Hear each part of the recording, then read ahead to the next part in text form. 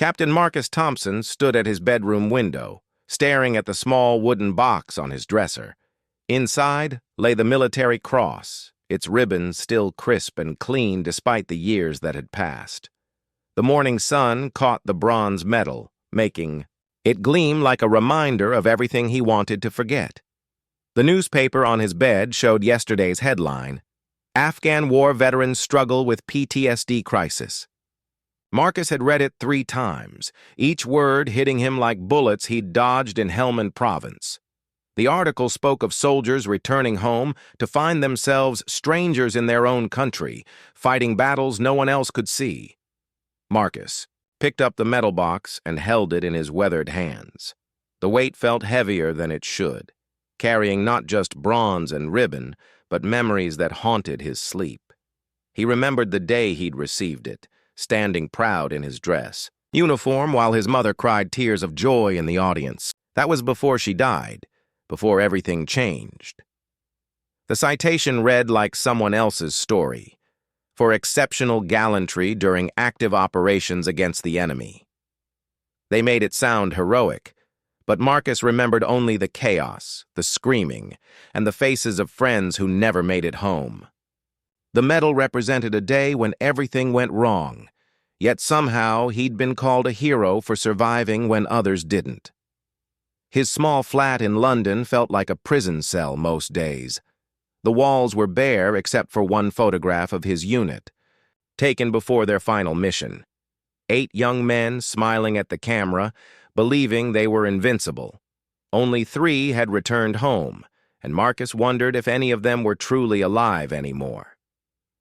The phone rang, interrupting his thoughts. It was Sarah, his sister, calling as she did every Tuesday morning. She meant well, but her cheerful voice talking about her children's school activities felt like listening to someone speak a foreign language. How could he explain that the sound of a helicopter overhead made him dive for cover, or that crowded places sent his heart racing? "Marcus, are you listening?" "I said Tom got picked for the football team." Sarah's voice came through the phone. "That's great," he managed, though he hadn't been listening at all. His mind was back in the desert, where his best friend Jimmy had been talking about his own son's football matches just hours before the roadside bomb changed everything. After hanging up, Marcus walked to his kitchen and made tea with hands that still trembled sometimes. The doctors called it a nervous condition, a side effect of his experiences. They gave him pills and suggested therapy, but how could he explain that he felt guilty for being alive when better men had died? The military cross sat on the kitchen table now, catching the light from the window. Other veterans he knew displayed their medals proudly, framed them on walls, or wore them at ceremonies. But for Marcus, the medal felt like a lie, a piece of metal that represented the worst day of his life disguised as his finest hour. He remembered the mission that earned him the medal. Their convoy had been ambushed, and when Jimmy's vehicle was hit, Marcus had run through enemy fire to pull him out, but he'd been too late. Jimmy died in his arms, asking Marcus to tell his wife he loved her. The medal couldn't bring Jimmy back, or erase the sound of his final words. The citation spoke of his extraordinary courage under fire, but Marcus felt like a fraud. He hadn't been brave, he'd been terrified. He'd acted on instinct, not heroism. Real heroes, he believed, were the ones who didn't come home, who gave everything for their brothers in arms. As the morning wore on, Marcus found himself thinking about his future. His job at the warehouse was mind-numbing work that paid enough for his small flat and basic needs, but it wasn't living. He felt like he was slowly disappearing, becoming invisible even to himself. He picked up the medal again, running his thumb over the raised crown and the words, "For gallantry." What did gallantry mean to a man who woke up screaming most nights? What did honor mean when you felt hollow inside? The idea came to him slowly, like sunrise creeping over a horizon. What if the medal wasn't meant for him to keep? What if it represented something larger than his own pain? He thought about all the veterans struggling in silence, the ones who never got recognition, the families who lost everything. Marcus had always been a quiet man, preferring action to words. In the army, he'd been known for doing what needed to be done without making a fuss. Maybe it was time to do something again, something that mattered more than his own comfort. He looked at the military cross one last time before closing the box. Tomorrow, he would make a decision that would change everything. He would take a step that would force the world to pay attention to the struggles of soldiers who came home from war but never truly returned. The medal had been given to him for one moment of action under fire. Now, it might serve a greater purpose in a different kind of battle. The fight to help people understand what war really cost the men and women who fought it. Marcus Thompson, the reluctant hero, was about to become something else entirely. A voice for the voiceless, starting with one dramatic gesture that would shock the nation. Marcus Thompson walked through the early morning streets of London, the medal box tucked safely in his jacket pocket. He had made his decision during the long, sleepless night, but now in the gray dawn light, doubt crept in like fog off the Thames. What he planned to do would change his life forever, and there would be no taking it back. The city was waking up around him. Commuters hurried past with their coffee cups and newspapers, absorbed in their own worlds. None of them looked at the quiet man walking among them, and Marcus preferred it that way. He had grown used to being invisible since returning from Afghanistan, blending into crowds where no one asked questions about the shadows behind his eyes. His destination was clear in his mind: Buckingham Palace. The idea had crystallized overnight. As he sat in his kitchen, staring at the medal and thinking about all the veterans who suffered in silence. The palace represented everything the medal was supposed to honor: queen, country, duty. But for Marcus, it had become a symbol of how little the establishment truly understood the cost of war. As he walked, memories flooded back unbidden. The weight of his rifle, the taste of dust in his mouth, the sound of helicopters overhead. Jimmy's laugh echoing through the barracks. The way his mother had looked at him when he returned, proud but somehow afraid, as if she could see the parts of him that had been left behind in the desert. The medal in his pocket seemed to grow heavier with each step. He thought about the ceremony where he'd received it, standing at attention while officials spoke about valor and sacrifice. They'd used words like heroic and exceptional, but Marcus remembered only the chaos and terror, the desperate scramble to save a friend who was already beyond saving. Near Hyde Park, he stopped at a small cafe and ordered tea. The elderly woman behind the counter smiled at him warmly, the kind of smile that reminded him of his mother. She had been so proud of his military service, keeping newspaper clippings about his unit and talking to neighbors about her son, the soldier. She never lived to see him struggle with nightmares and flashbacks, never knew how the medal felt like a burden rather than an honor. "You look like you're carrying the world on your shoulders, love," the cafe owner said, setting down his cup. "Everything all right?" Marcus managed a weak smile. "Just thinking about some difficult decisions." "Well, whatever it is, remember that sometimes the hardest choices lead to the most important changes," she said, patting his hand gently before moving on to other customers. Her words stayed with him as he continued toward the palace. The streets grew busier as tourists began their day, cameras ready to capture images of royal London. Many of them would probably witness what he was about to do, though they wouldn't understand its significance at first. Marcus had researched royal protocols during his sleepless night. He knew about the changing of the guard ceremony, knew when crowds would be largest, and when his action would have the most impact. This wasn't about seeking attention for himself. It was about forcing a conversation that desperately needed to happen. As he approached the palace gates, he saw the familiar red tunics and bearskin hats of the Queen's Guard.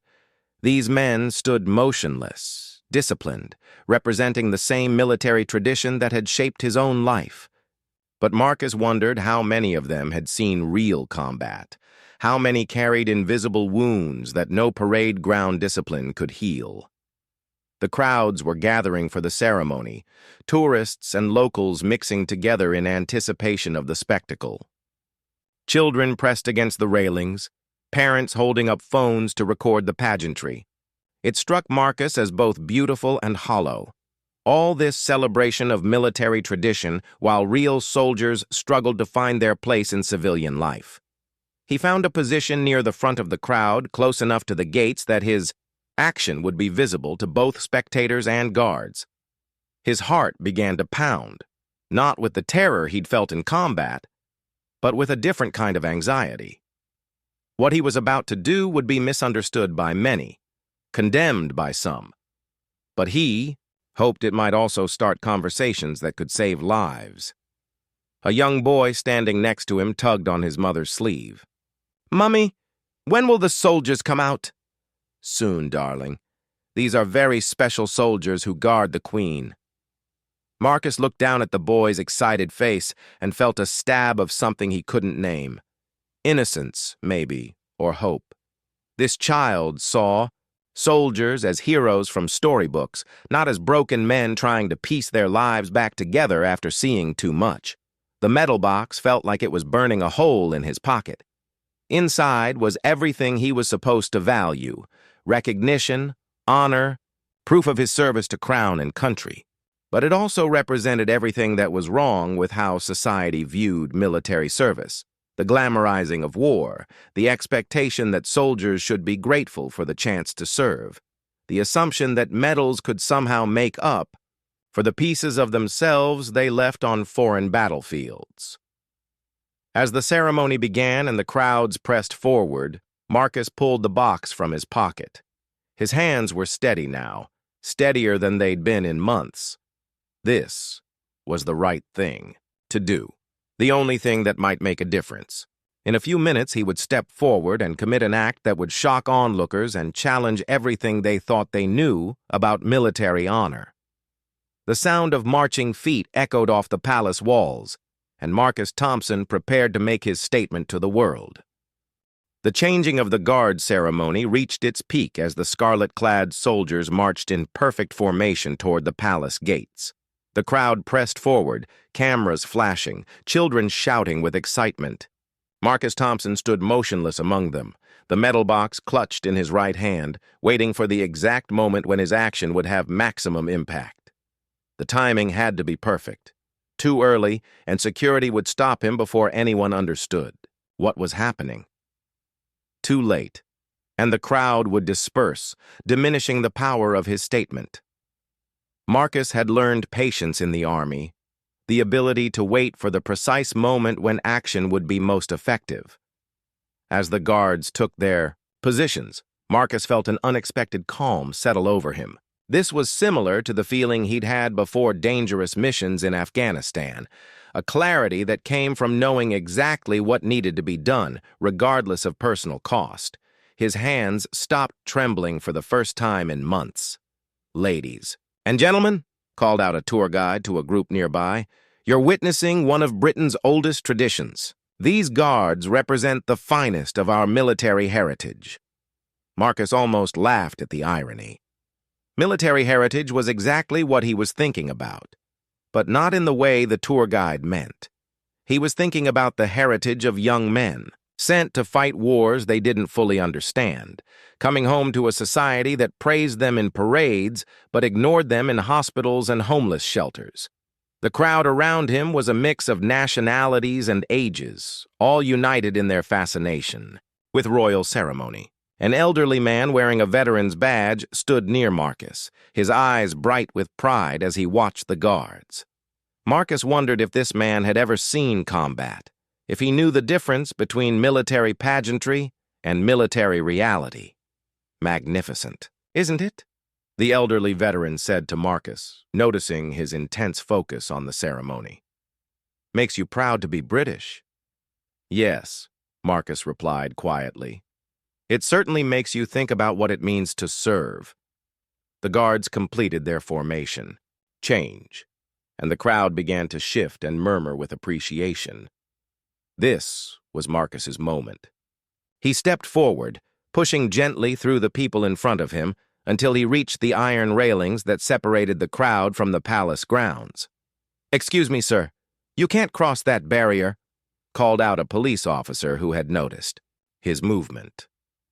Instead of backing away, Marcus pulled out the metal box and held it high above his head where everyone could see it. The bronze military cross caught the morning sunlight, its ribbon bright against the gray London sky. Conversations around him stopped as people began to notice the unusual scene developing.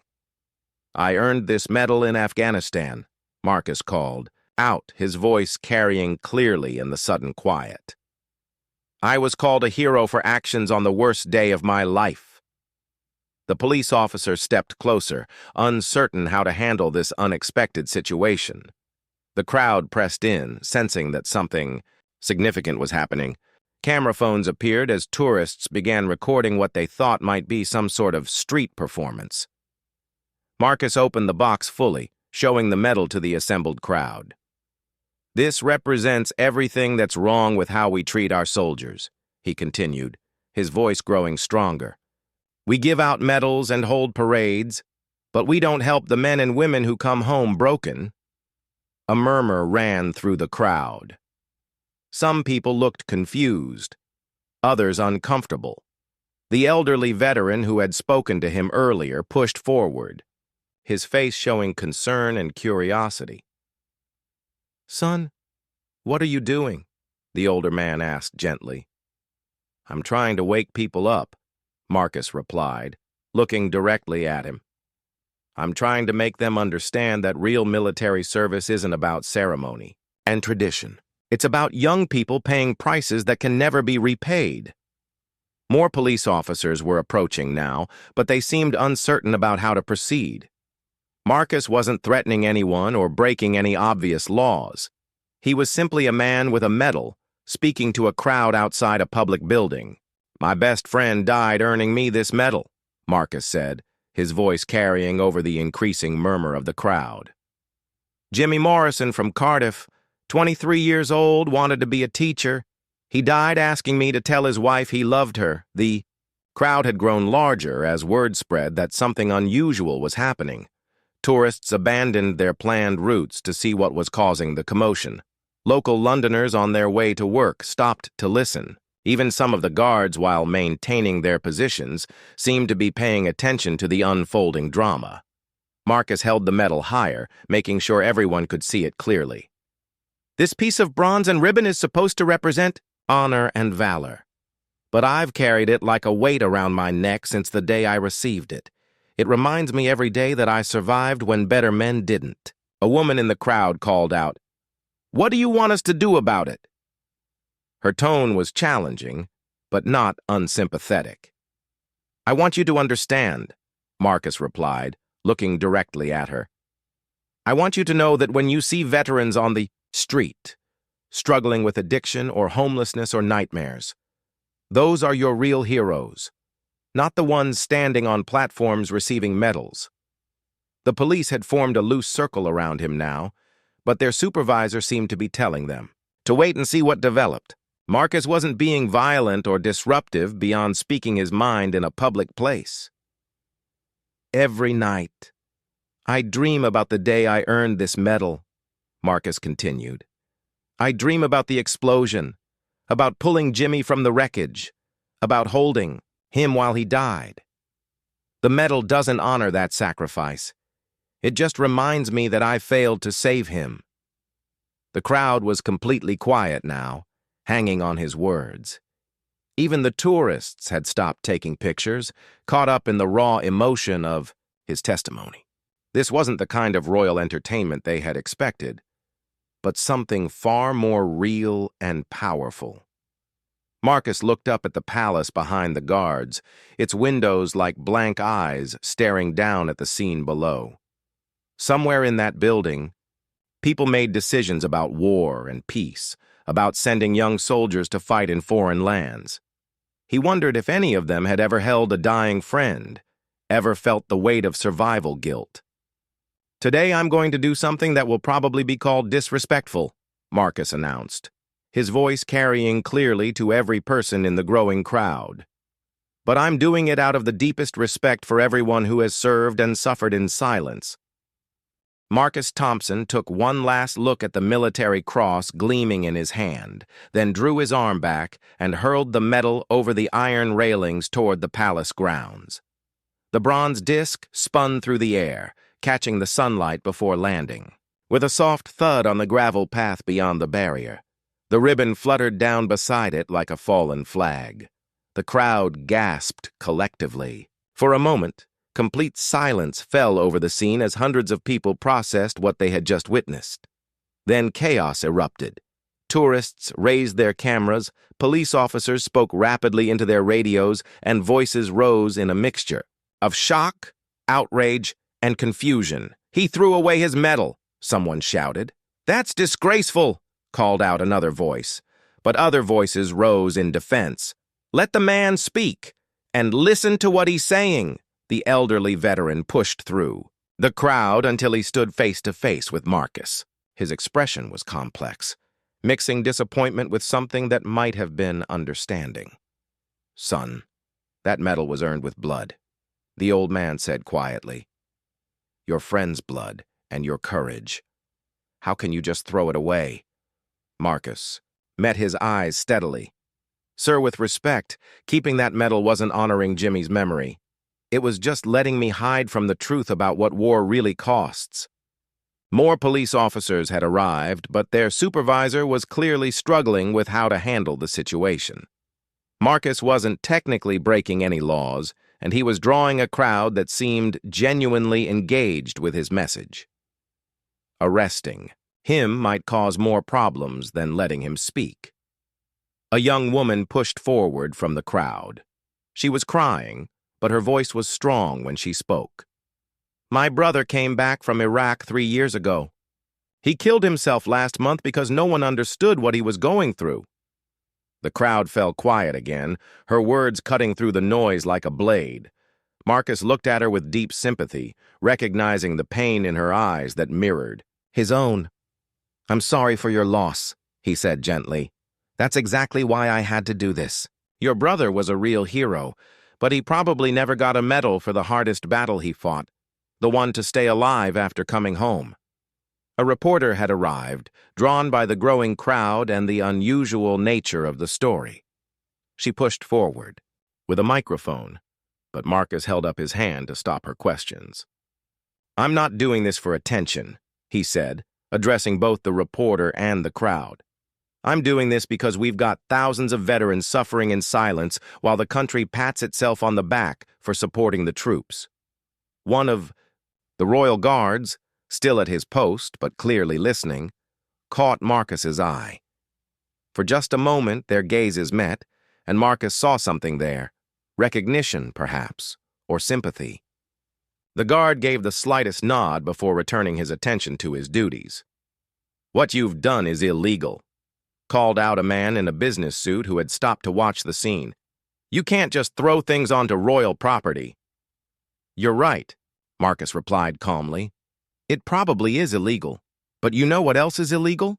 Sending soldiers to war without proper mental health support, abandoning veterans to homelessness and addiction.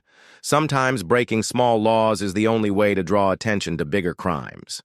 The crowd was growing larger by the minute as word spread through social media about the unusual scene unfolding at Buckingham Palace. People were streaming in from nearby areas, and the police were beginning to look concerned about crowd control. A middle-aged woman wearing a Military Wives Association badge stepped forward. Her voice shook with emotion as she spoke. "My husband served 4 tours in Afghanistan. When he came home, he wasn't the same man who left. The army gave him medals, but they didn't give him the help he needed. He drinks now to sleep because of the nightmares. Maybe if more people understood what you're trying to say." She trailed off, tears streaming down her face.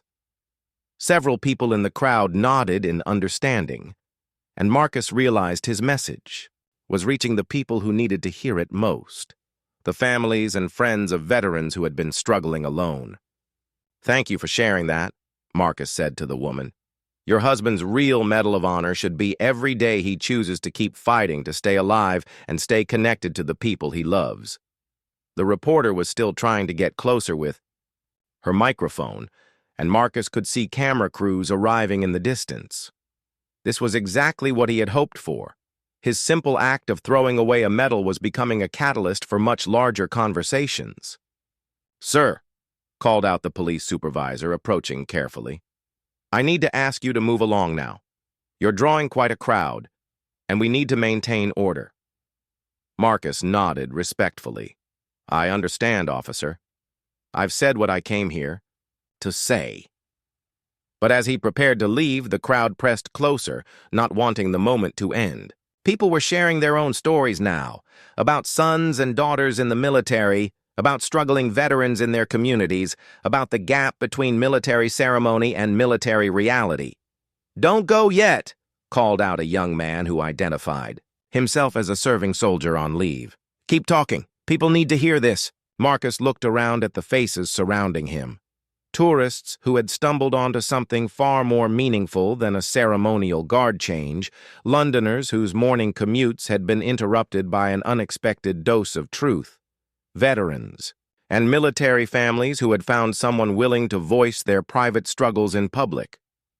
The medal lay forgotten on the palace grounds, but its journey was just beginning. In throwing it away, Marcus had started something that couldn't be stopped. A conversation about what it really meant to honor military service and what society owed to the men and women who fought its wars. As the crowd continued to grow and more media arrived, Marcus realized that his simple act of protest was transforming into something much larger than he had imagined. By midday, Marcus Thompson's act of defiance had exploded across social media and news channels worldwide. Video footage of him throwing his military cross over the palace railings was being shared millions of times, with reactions ranging from outrage to overwhelming support. He sat in his small flat, watching the story unfold on television, still struggling to believe what he had set in motion. The phone hadn't stopped ringing. News outlets, talk show producers, military organizations, and government officials all wanted to speak with him. Marcus had unplugged the landline and turned off his mobile phone after the 50th call. He needed time to think, to process what was happening. On the television screen, a news anchor was interviewing a military historian who was trying to explain the significance of Marcus's actions.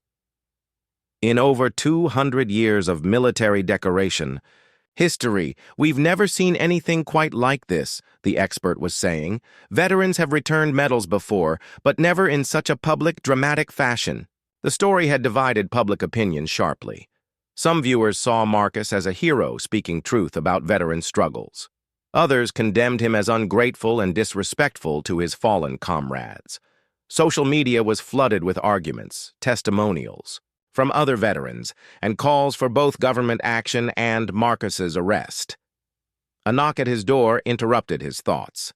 Marcus peered through the window to see his sister Sarah standing outside, her face drawn with worry. He let her in, bracing himself for the conversation he knew was coming. "Marcus, what have you done?" she asked, pulling him into a tight hug. "The whole world is talking about you. Are you all right?" "I'm fine, Sarah. Better than I've been in years, actually." She sat down heavily on his sofa, staring at the television where footage of the morning's events was playing on repeat. "I knew you were struggling, but I never imagined you'd do something like this. The reporters have been calling me all morning."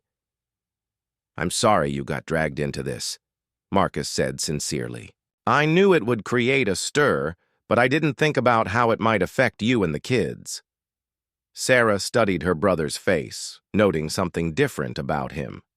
The haunted look that had shadowed his eyes for years seemed lighter somehow, as if throwing away the medal had lifted more than just a piece of bronze from his shoulders. "You look different," she said softly. "Calmer, maybe. Are you sure you're okay with what you've done?" Before Marcus could answer, his neighbor knocked on the door. Mrs. Patterson from upstairs was holding a plate of biscuits and wearing an expression of fierce pride. "Marcus Thompson, you brave soul," she said, pushing past Sarah to give him a hug. "My late husband would have been so proud of what you did today. He came back from Korea with nightmares that never went away, and no one talked about it back. Then, more neighbors arrived throughout the afternoon, some bringing food, others simply wanting to talk. Marcus was amazed to discover how many people in his building had connections to military service: children, spouses, parents of veterans who had struggled with the aftermath of war. Old Mr. Jenkins from the ground floor revealed that he had served in Northern Ireland and still jumped at unexpected sounds. The young mother from across the hall shared that her father had been a veteran who died by suicide years after his service ended. Each story reinforced Marcus's belief that his dramatic gesture had been necessary. As evening approached, Sarah helped Marcus venture outside for the first time since the morning's events. The street was quieter than expected, though a few people recognized him and offered words of support. They walked to the local pub, where Marcus was surprised to find himself greeted not with hostility, but with respectful nods and several offers to buy him drinks. "I've been wanting to say something like what you said for 20 years, confided the pub landlord, who wore a small regimental pin on his lapel. "Lost 3 mates in the Falklands, and when I came home, everyone wanted to talk about the victory, not about the cost." The television in the pub was showing a special news program about veteran suicide rates and PTSD treatment. Marcus's actions had prompted journalists to dig deeper into stories that had been largely ignored by mainstream media.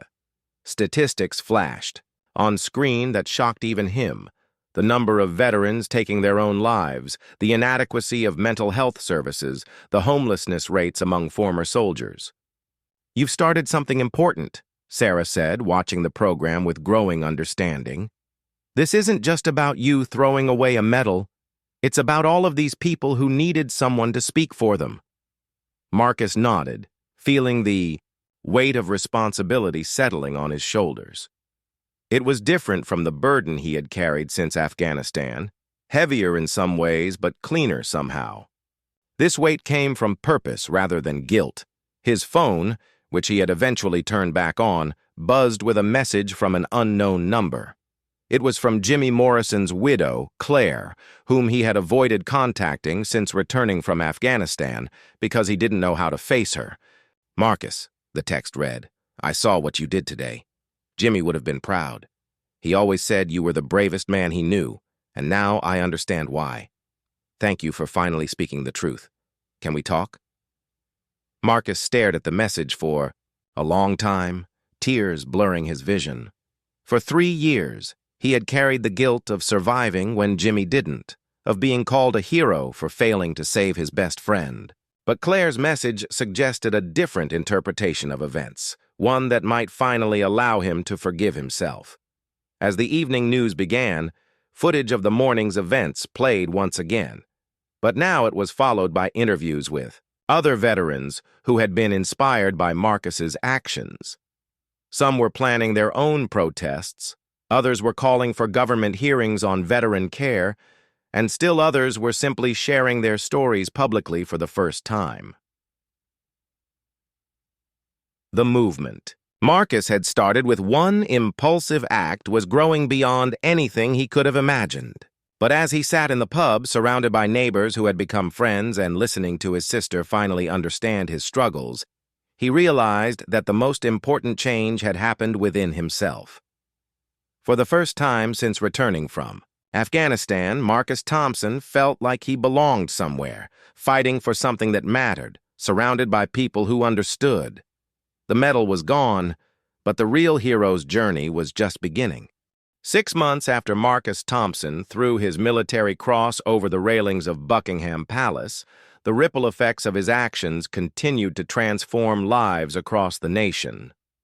The small conference room in Westminster was packed with MPs, veterans advocates, and policy experts, all gathered to discuss the landmark Veterans Mental Health Bill that had emerged directly from the public outcry following Marcus's protest. Marcus sat at the witness table, wearing his best suit, but still looking uncomfortable under the bright lights and scrutiny of the parliamentary committee. The haunted look had faded from his eyes, replaced by a quiet determination that had surprised everyone who knew him, including himself.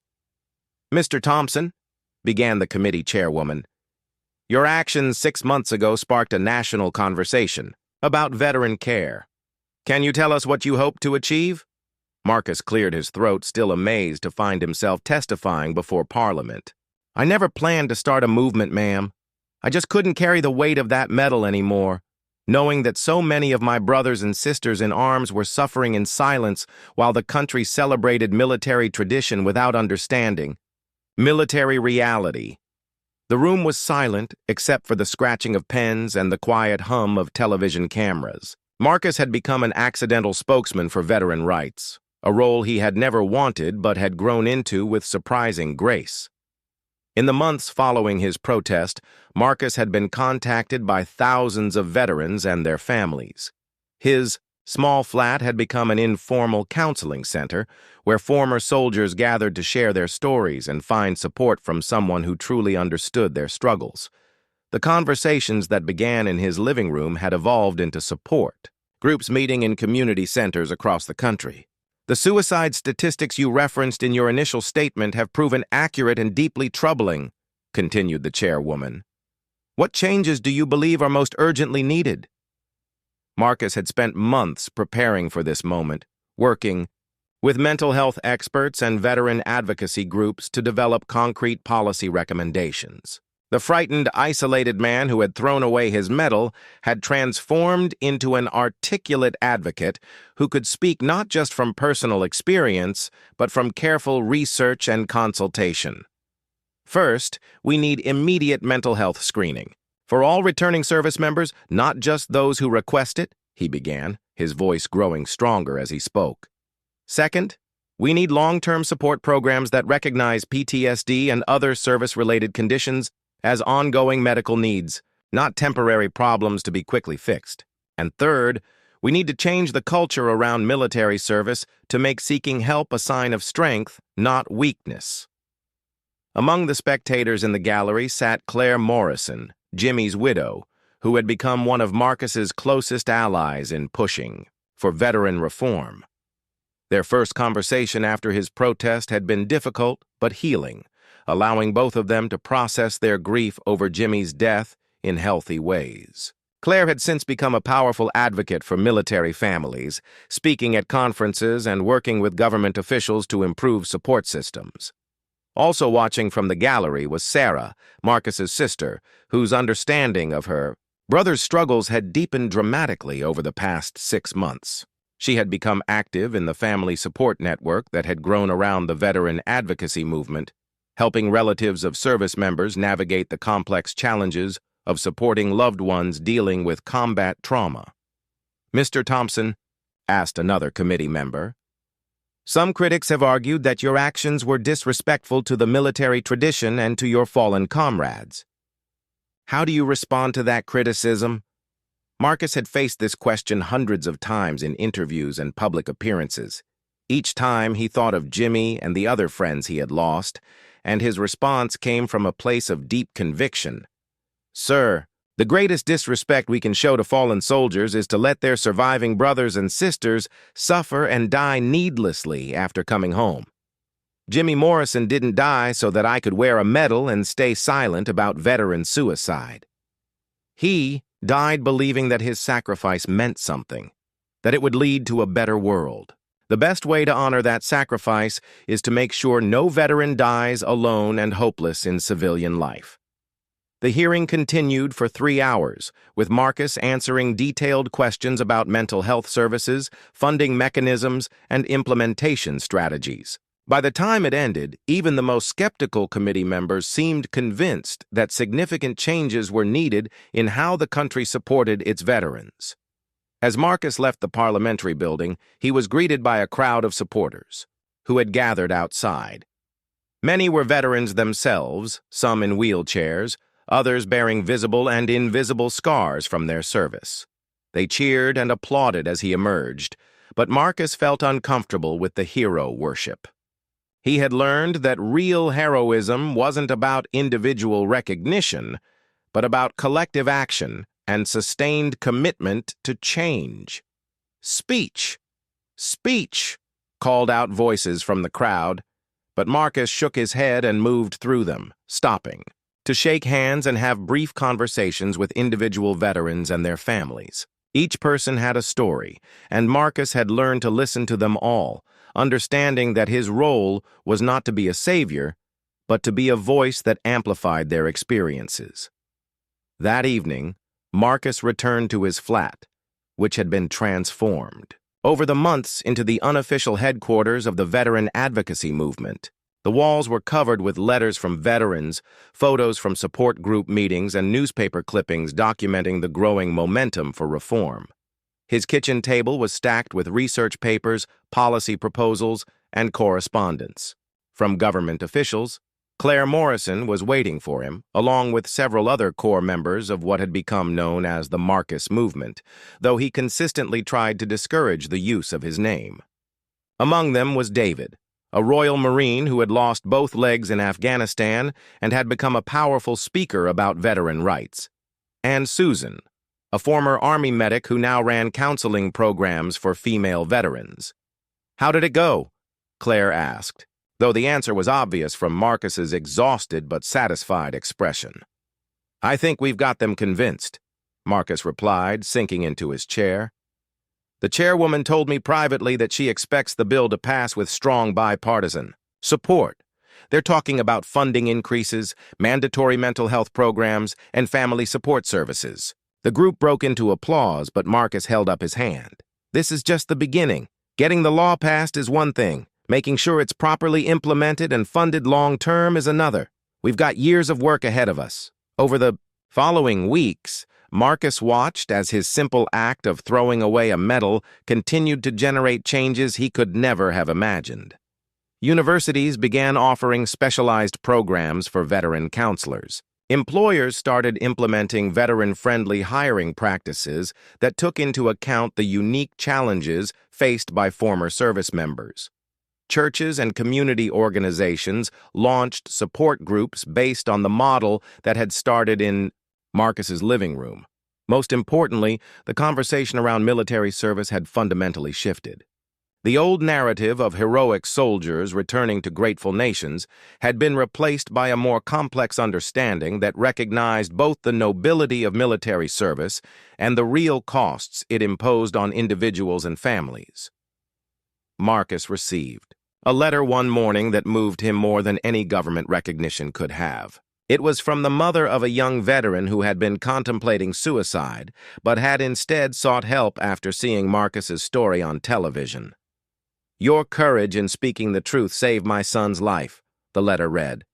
"He called the veteran crisis line the day after your protest and is now in counseling. He says that seeing someone throw away a medal made him realize that asking for help wasn't throwing away his honor, but claiming it." As Marcus finished reading the letter, he looked out his window toward the direction of Buckingham Palace, where his military cross still lay somewhere on the grounds, probably forgotten by everyone except the groundskeepers who had eventually collected it.